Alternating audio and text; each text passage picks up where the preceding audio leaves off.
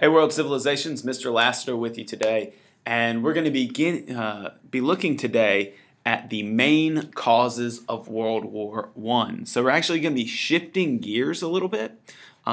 We've been talking about imperialism and how Europe started kind of competing for resources all over the world as a result of the Industrial Revolution, which we had talked about already.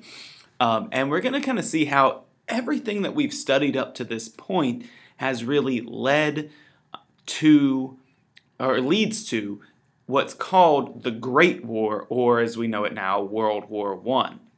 So let's look at our video goals. First of all, we want to look at the main causes, and you'll see that I have this set up as an acronym. It'll help you remember it, of the Great War. We also want to see how competition in Europe led to war. Excuse me, I misspelled that.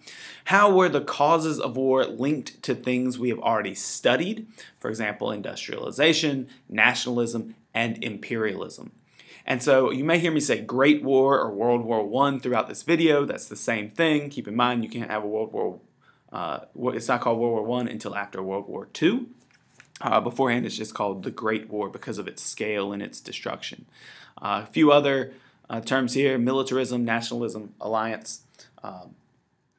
So take a look with me and let's keep up.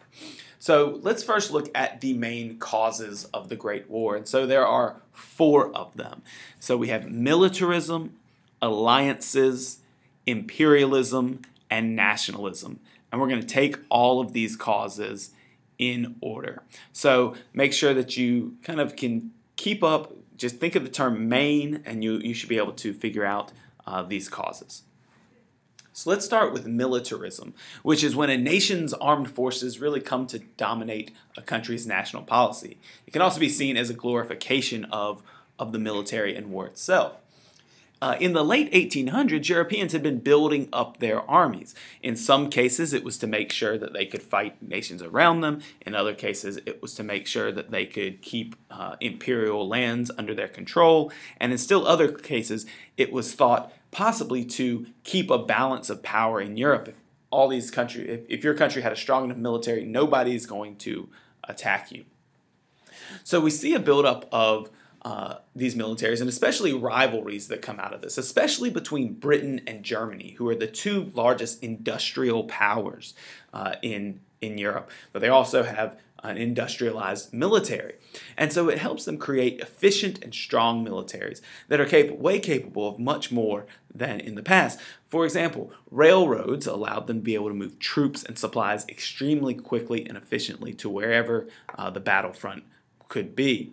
Telegraphs could transmit messages and instructions immediately to troops and report back on what was going on. And of course, new fighting technologies with gunpowder or eventually tanks or gas warfare weapons, machine guns, the automobile. These types of things would make armies much more powerful. And so we have to think, if there's competition among nations, if industrialization is helping us build up stronger and better militaries, what good is military if it isn't used? That might be kind of a negative view at the world, but nevertheless. If you see here, this is kind of an army marching in formation, and these were sources of national pride, which will relate to nationalism here in a minute. And then also here at the bottom, even the United States got into this after building a fleet of the most powerful steam warships that the United States had ever seen. The United States painted them white and sailed them around the world to show the might of the United States. This was called the Great White Fleet that was sailed around the world. So even the United States got into this glorification of the military. Secondly, our second big cause is alliances. Now, I'm not going to go too deep into this because that's going to be the subject of tomorrow's video. But basically, an alliance is some type of signed treaty in which nations involved pledge to defend each other if attacked by an aggressor. And so we're actually going to see in Europe that alliances start to form. They thought that this would help keep peace, but actually it actually ends up being responsible for dragging people into war. So, for example, Germany and Austria-Hungary are going to form an alliance that if one gets attacked, the other one will come in and help.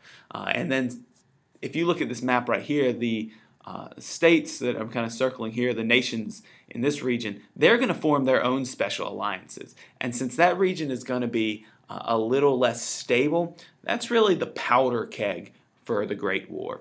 What's going to kind of explode and send the rest of the continent into war.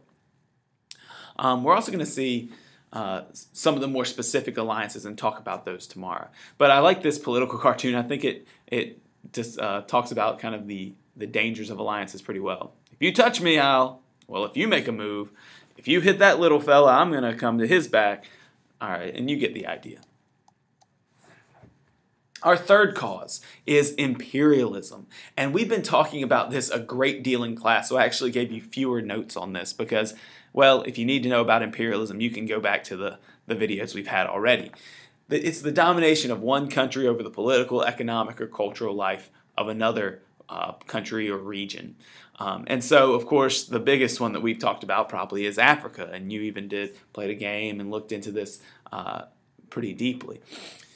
Due to the Industrial Revolution, just remember that European nations were scrambling for resources around the world, and as you have probably predicted, this will eventually lead to more competition and therefore a possibility of warfare as some countries become more powerful than others.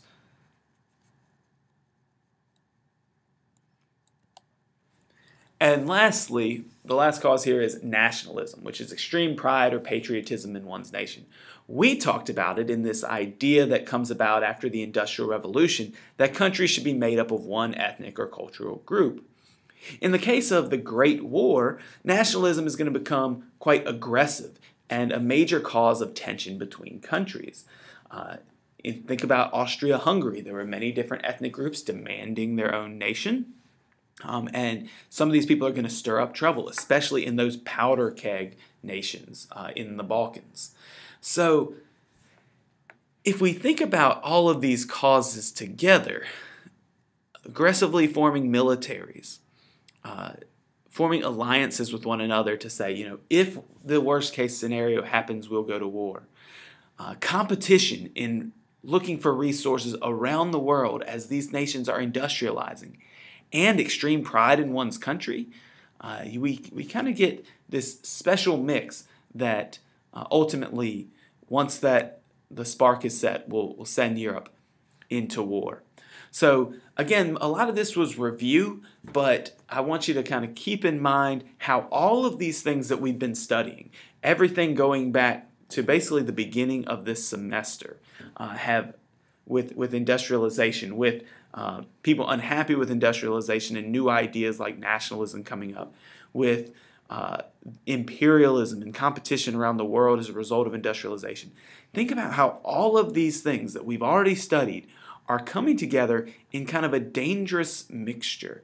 And ultimately it's going to take really two major wars to settle it out. That's it for today. Make sure that you have your notes taken. You can define terms, that you can answer these questions. That is key. And come to class ready to do some work on this. Have a great day.